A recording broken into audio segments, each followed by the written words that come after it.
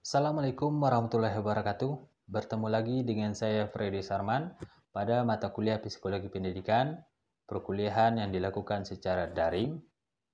Pada pertemuan kali ini kita akan membahas tentang konsep pertumbuhan dan perkembangan serta kaitannya dalam proses belajar mengajar. Diharapkan saudara nantinya memahami tentang konsep pertumbuhan dan perkembangan peserta didik sehingga membantu dalam proses belajar mengajar di dunia pendidikan. Baiklah, kita akan mulai pembahasan kita. Silahkan disimak video berikut. Pada kesempatan kali ini, kita akan membahas tentang pengertian pertumbuhan dan perkembangan, faktor yang mempengaruhi pertumbuhan dan perkembangan, dan prinsip perkembangan itu sendiri. Dalam kehidupan anak, ada dua proses yang beroperasi secara kontinu, yakni pertumbuhan dan perkembangan. Kedua proses ini berlangsung secara saling bergantung satu sama lain. Pertumbuhan berkaitan dengan perubahan kuantitatif yang menyangkut peningkatan ukuran dan struktur biologis. Sedangkan perkembangan merupakan suatu proses yang menggambarkan perilaku kehidupan sosial psikologi manusia pada posisi yang harmonis dalam lingkungan masyarakat yang lebih luas dan lebih kompleks. Kita lihat dulu pengertian dari pertumbuhan itu sendiri. Nah, pada gambar di sini kita lihat bagaimana pertumbuhan anak kecil sampai dia usia 5 tahun. Apa itu pertumbuhan? Perubahan secara fisiologis sebagai hasil dari proses pematangan fungsi-fungsi fisik yang langsung secara normal pada anak yang sehat dalam perjalanan waktu tertentu. Nah, itu dia pertumbuhan.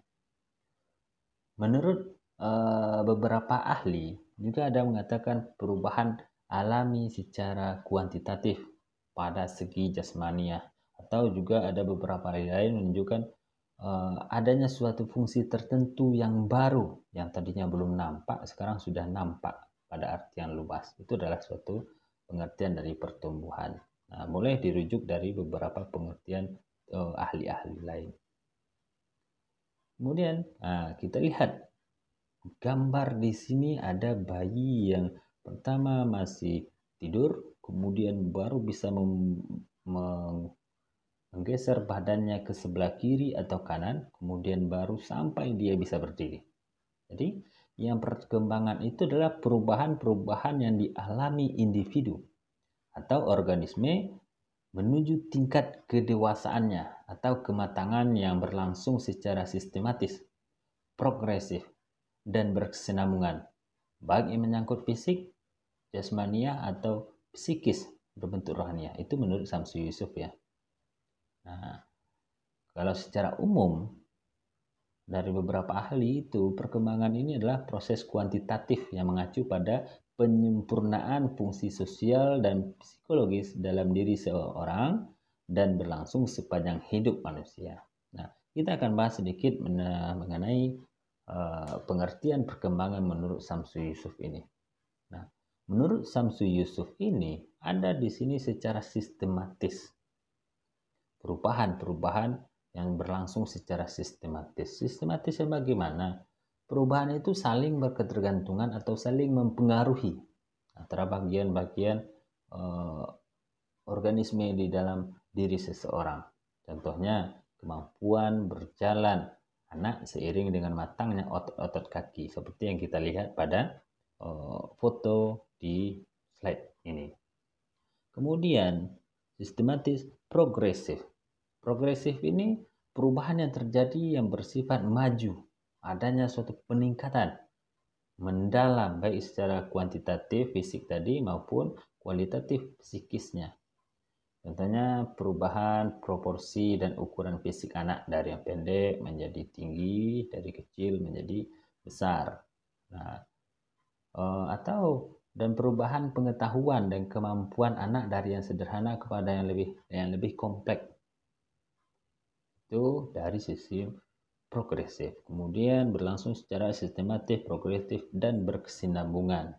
Nah, Berkesinambungan ini perubahan pada fungsi organisme berlangsung secara beraturan, berurutan, tidak terjadi secara kebetulan atau loncat-loncat ya. Kalau dicontohkan itu adalah untuk dapat berlari tentu harus bisa menguasai tahapan perkembangan sebelumnya. Dudukkah, merangkakkah, seperti yang ada pada foto di sini. Faktor-faktor yang mempengaruhi perkembangan. Faktor yang mempengaruhi perkembangan ini ada menurut 3 aliran. Pertama, nativisme, empirisme, dan konvergensi. Nah, kita akan lihat bagaimana pandangan perkembangan yang menentukan menurut aliran-aliran yang 3 ini. Pertama, menurut nativisme yang dipelopori oleh Schopenhauer dan juga Giesel, aliran ini memiliki pandangan bahwasanya perkembangan manusia ini sangat ditentukan oleh faktor bawaan. Pembentukan pribadi anak tergantung bagaimana ia mengembangkan bawaannya. Jadi, teori ini mengabaikan lingkungan. Bawaanlah yang lebih dominan dalam pembentukan peran perealisasian potensi-potensi individu. Menurut Schopenhauer, yang merupakan salah satu pelopor aliran ini, berpendapat bahwasanya pribadi manusia, faktor bawaan yang telah dibawa sejak lahir tidak bisa diubah oleh pengaruh lingkungan atau pendidikan. Apabila manusia itu hereditasnya memiliki potensi yang tinggi, maka perkembangan kepribadian mendatang akan tinggi juga. Apabila rendah, maka juga akan rendah. Kemudian menurut Giesel, faktor turunan itu penting.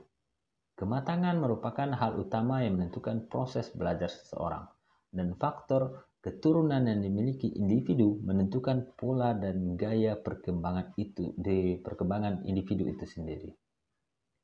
Jadi, aliran nativisme ini kalau dilihat dari implikasi terhadap pendidikan, kurang memberikan kemungkinan bagi pendidik dalam upaya mengubah kepribadian peserta didik, karena aliran ini lebih memandang bahwasanya faktor bawaan lah yang merupakan menentukan faktor hereditas, faktor bawaan seseorang itu sendiri. Faktor pembentukan pribadi ini berasal dari bawaan.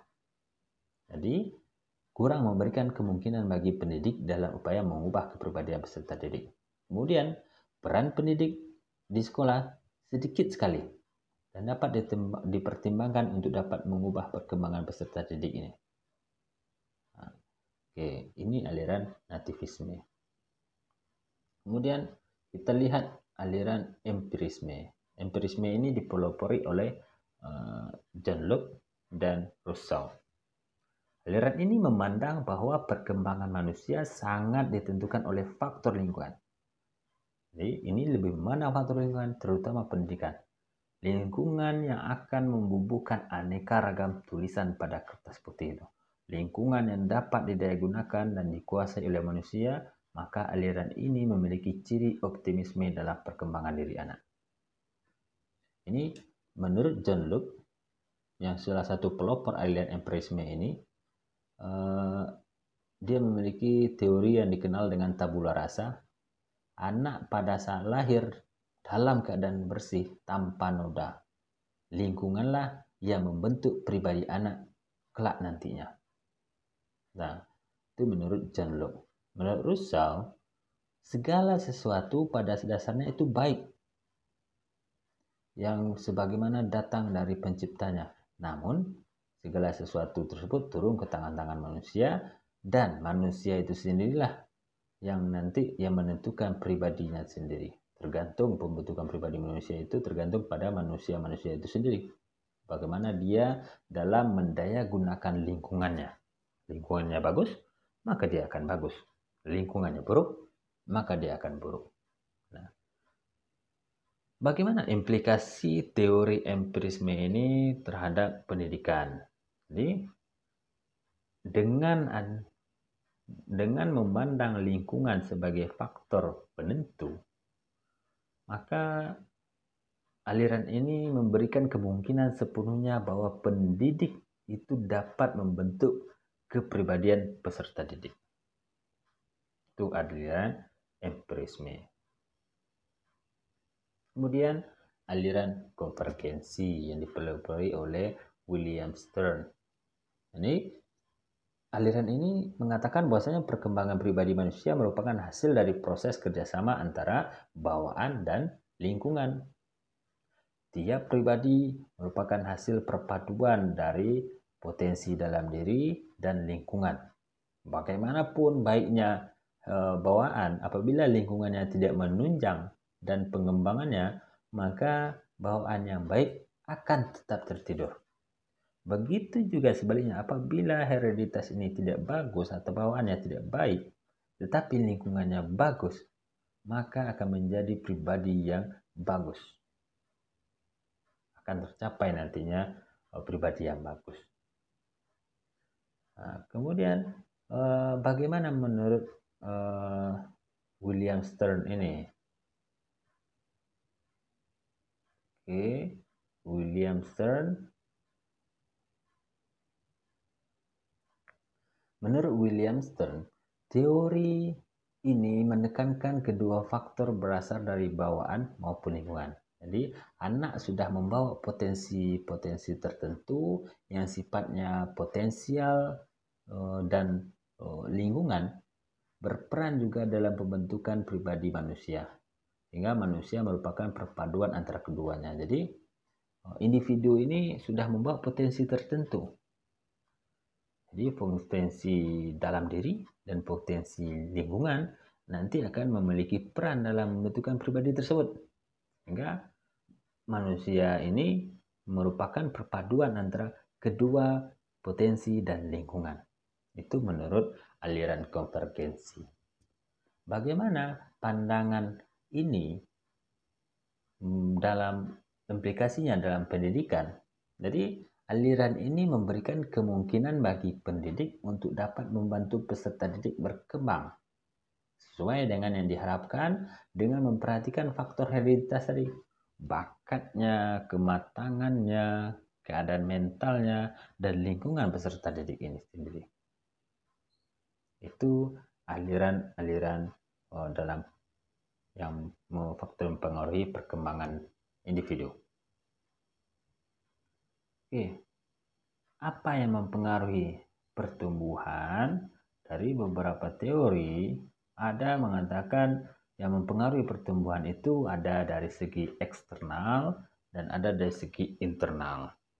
Lingkungan eksternalnya kebudayaan, status sosial ekonomi, keluarga, nutrisi, penyimpangan dari keadaan normal, olahraga, urutan anak dalam keluarga, hormon, emosi, itu dari lingkungan internal.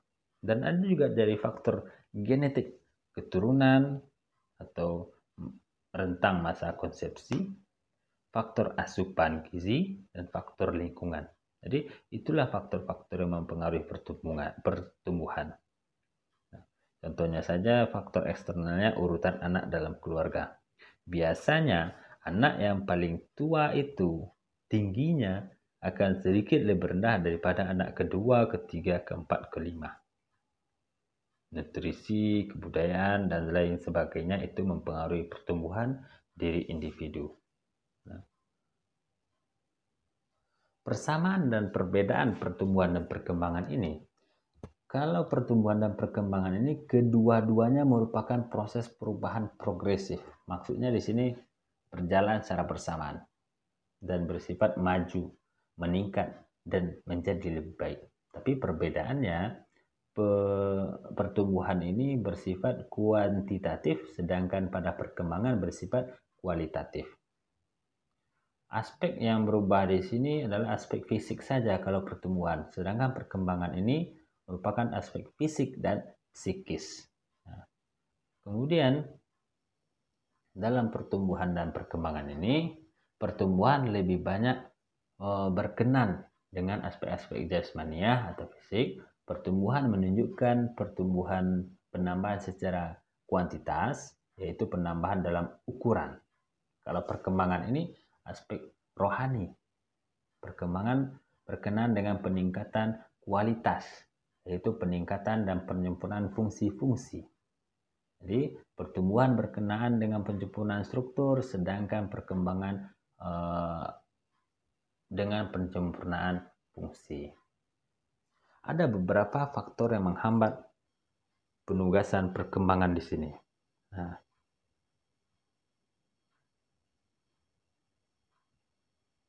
oke. Nah, ini faktor yang mempengaruhi pertumbuhan. Nah, ada faktor yang menghambat penugasan perkembangan. Pertama itu tingkat perkembangan yang mundur. Itu menghambat tugas-tugas perkembangan. Ada tugas perkembangan anak usia dini, anak remaja, tugas perkembangan dewasa, ke lansia. Jadi yang menghambat tugas perkembangan itu tingkat perkembangan yang mundur. Tidak ada kesempatan untuk mempelajari tugas-tugas perkembangan atau tidak ada bimbingan untuk dapat menguasainya. Tidak ada motivasi. Tingkat kecerdasan yang rendah itu mempengaruhi penugasan perkembangan. Kemudian ada faktor yang membantu penugasan perkembangan itu. Dari segi kesehatan, tingkat perkembangan yang normal, kemudian juga adanya yang membimbing dalam menguasai tugas-tugas perkembangan tersebut. Nah, disitulah peran dari seorang guru. Kenapa pentingnya mengetahui adanya perbedaan perkembangan di setiap orang di sini? Siswa nanti yang akan kita pelajari tentu mereka memiliki perkembangan yang berbeda-beda. Jadi memberikan harapan yang berbeda, memberikan sumbangan yang berbeda, kemudian kita bisa mendidik sesuai dengan karakteristik anak dan dapat memahami bahwa stimulus yang sama diberikan pada kelompok orang akan mendapatkan respon yang berbeda karena masing-masing individu memiliki tahapan perkembangan yang berbeda-beda.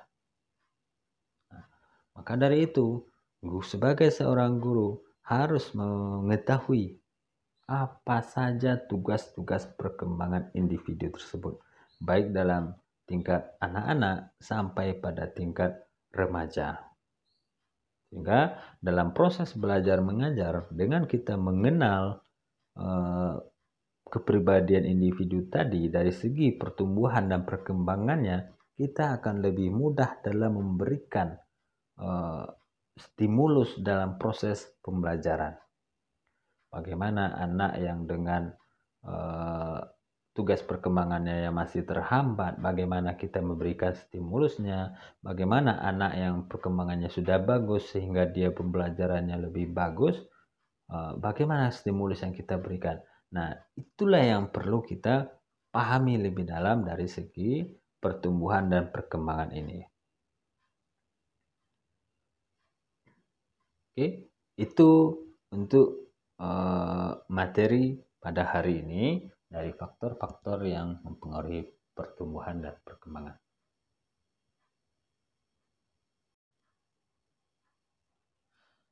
Bagaimana dari segi prinsip-prinsip perkembangan? Nah, perkembangan ini prosesnya tidak pernah berhenti. Orang berkembang terus. Semua aspek perkembangan saling mempengaruhi. Perkembangan itu terjadi pada tempo yang berlainan. Setiap fase perkembangan mempunyai ciri khas masing-masing, dan setiap individu yang normal akan mengalami tahap fase perkembangan itu. Mengapa perlu tugas perkembangan?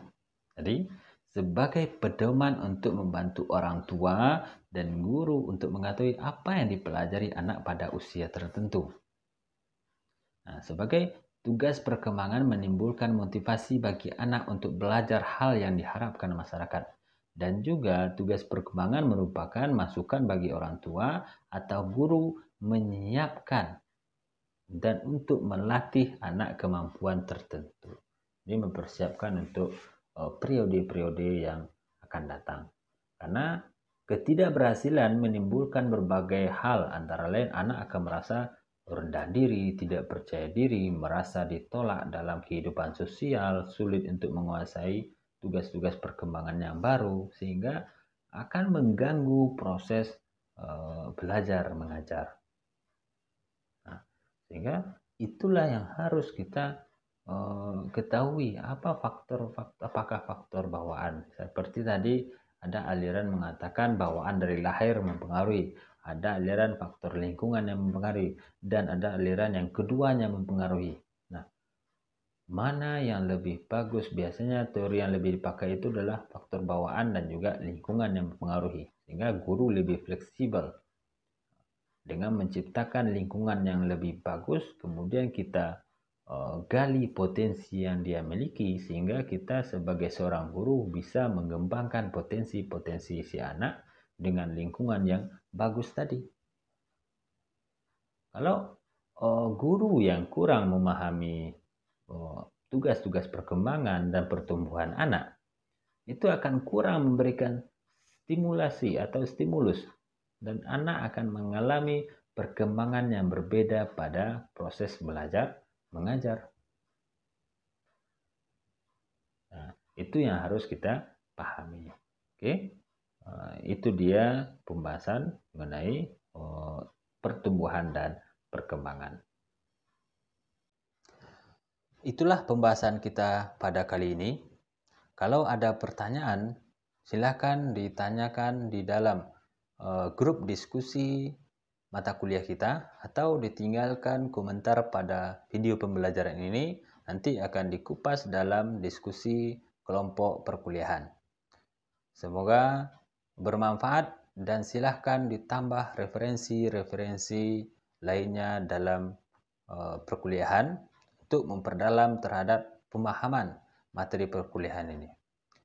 Dan untuk tugas mandiri saudara, silakan saudara rujuk beberapa referensi tentang tugas-tugas perkembangan anak remaja.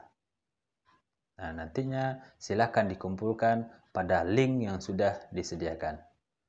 Terima kasih, sampai bertemu lagi minggu depan. Saya sudahi. Assalamualaikum warahmatullahi wabarakatuh.